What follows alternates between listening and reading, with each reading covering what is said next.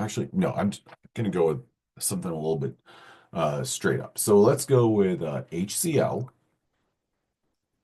plus MgOH2.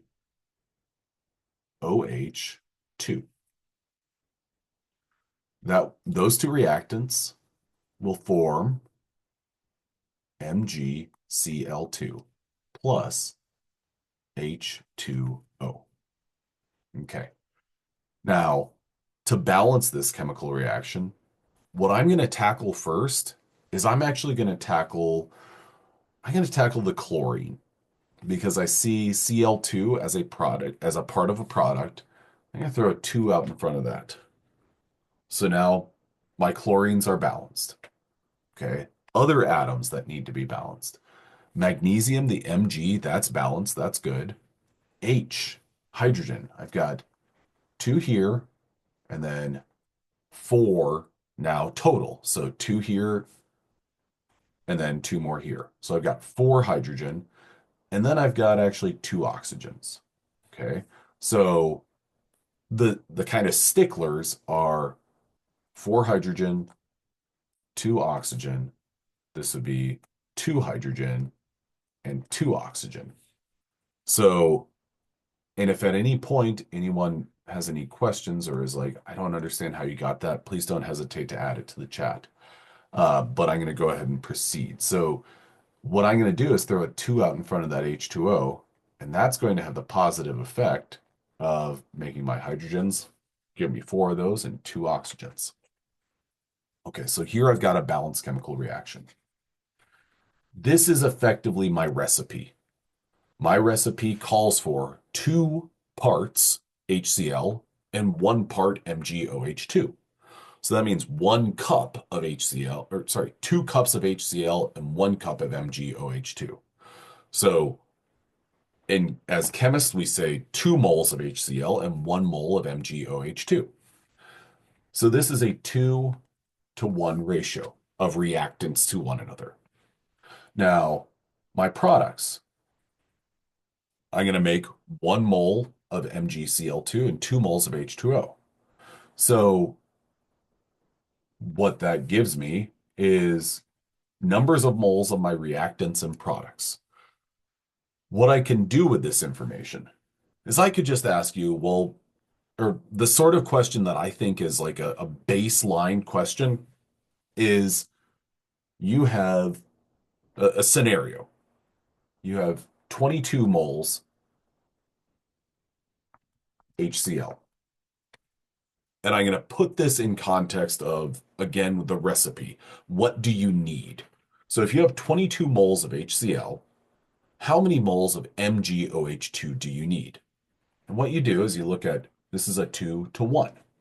So I need 2 times as many HCl as I have MgOH2. So how many moles of MgOH2 do I need? Well, effectively, another way you could phrase it is you need half as many moles. So I'm going to say I need 11 moles of MgOH2.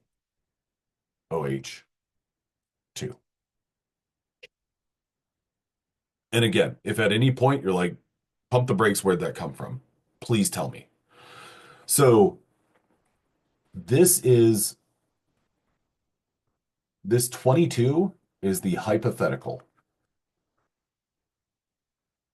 the scenario, whatever you want to say. And 11 moles of MgOH2 are needed to react with 22 moles of HCl. So if you're thinking, yeah, but what does that look like as a question? The question would read, you have 22 moles of HCl. How many moles of MgOH2 are needed? That would be the question. And the answer would be 11. Okay, so that's a relationship between our reactants to one another. Now, let's go ahead and say that, go ahead and draw like a new scenario. You have have 22 moles HCl and 11 moles MgOH2.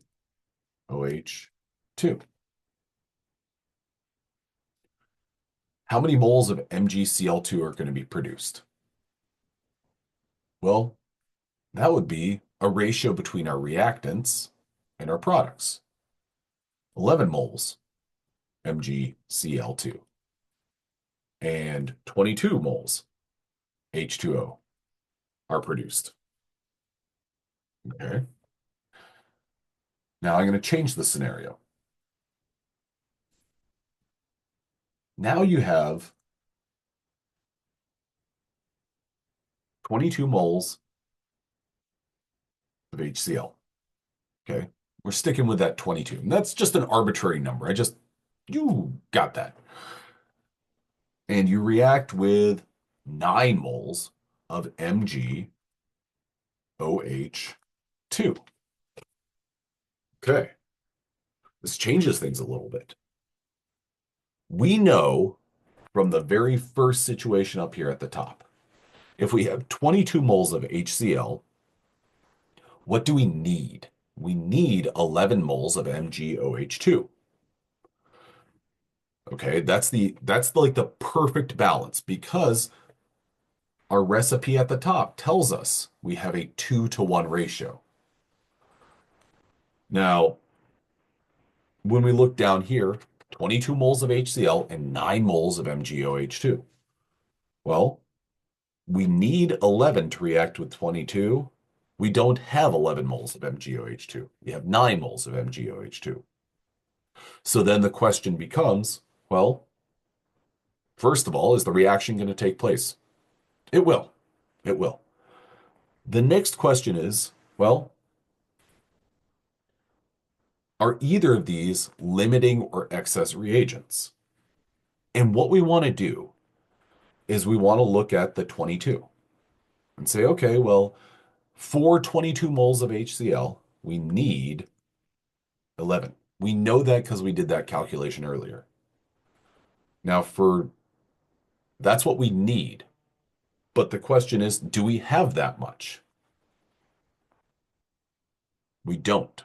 We don't have that much. We only have 9 moles of MgOH2. So we have less than we need. Less of MgOH2 than we need. So if anyone feels comfortable adding it to the chat, either in a direct message or a public message, what does that mean MgOH2 is with respect to a limiting or an excess reagent? Would you label it LR for limiting reagent or ER for excess reagent? What is MgOH2? It's limiting. That's the one that says, hey, we have less than we need. And so this is going to be the one that kind of steers the ship. This is going to be the one that determines how much of any of the products that we make. So now, what we do, as soon as we identify our limiting reactant, we can kind of do a couple of calculations. When we identify our limiting reactant, we look at that amount of that substance. We say, okay, 9 moles of MgOH2. Well, what is our ratio of MgOH2 to MgCl2 in our balanced chemical reaction, the one up at the top? Well, MgOH2 and MgCl2 are in a 1-to-1 ratio.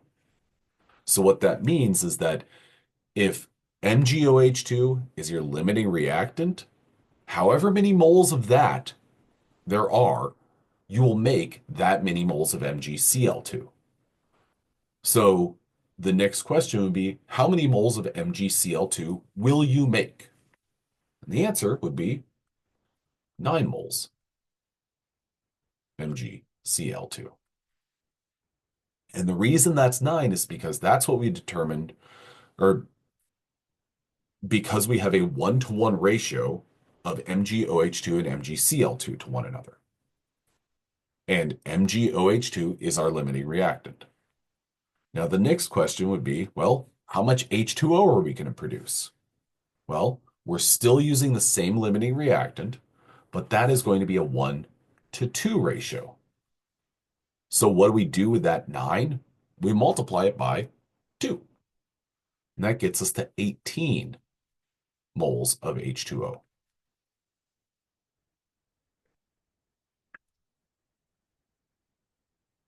Does that help at all? And you know what? I okay, I'd like if you can give a response like, yeah, that helps, or no, it does not. Um, I remembered this resource and I'm going to pull it up. Okay. I'm going to switch my screen share and I'm going to post this URL on our Canvas page. Okay. So this is a online equation balancer. And let's go ahead and take that same reaction. HCl plus MgOH2. And you can see it populates with a couple of different reactions. There we go. Balance it. Okay. It gives us the balanced chemical reaction. Great. Then if you scroll down, you have this reaction stoichiometry, or what we're looking for, limiting reagent. Now, here what you can do is you can type in the number of moles. So this gives us our coefficients, which are our ratios of our reactants to one another. And whenever I type this in, let's say that 9 moles of MgOH2. I'm going to put 9 in here. What this is going to do is it's going to say the exact number of moles of HCl that are needed. Or actually, no, I'm sorry. I can say 9 moles of MgOH2 and 22 moles of HCl. Notice how it then goes to a red highlighting of the MgOH2 because it's indicating MgOH2 is our limiting reactant. Then that will tell you the number of moles of MgCl2 and the number of moles of H2O, which those two numbers are are aligned with what we did with that calculation there. So this is a really helpful tool because you can plug in any number of things. Like say that we had 999999999. Okay, that's a healthy amount of magnesium hydroxide or MgOH2. But now let's go 9999999. And at some point, with another couple of nines, it will switch over. There we go. Now I've typed in enough nines that magnesium hydroxide is the limiting reagent again. Delete some and boom, back. Boom, back. Okay. Has this been helpful?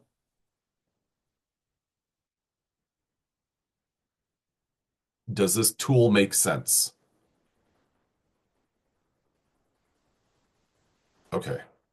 I think it's helpful. You just click on that limiting reagent and then you can plug in numbers 5, 4.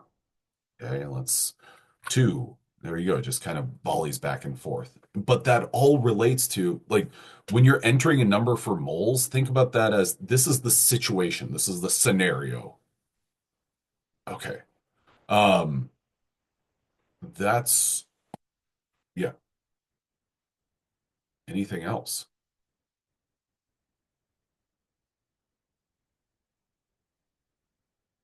I got it. There's a question anywhere we can practice some problems. Um, if you're looking, what I would do in terms of like, I'm looking for a worksheet or something like that, I would just honestly, I would do a, well, I can post something up on our Canvas page just as little practice problems, independent of the activities that we've got in quizzes and stuff. Okay. Absolutely. Well, I think I'm going to go ahead and stop there. And again, thank you guys very much. And thanks for the great questions. Thanks for the great responses. I'll post this as a second video. Yeah, have a great weekend. Thank you. And I know that, yeah, there's Thursday and Friday, but have a great Thursday and Friday as well. All right.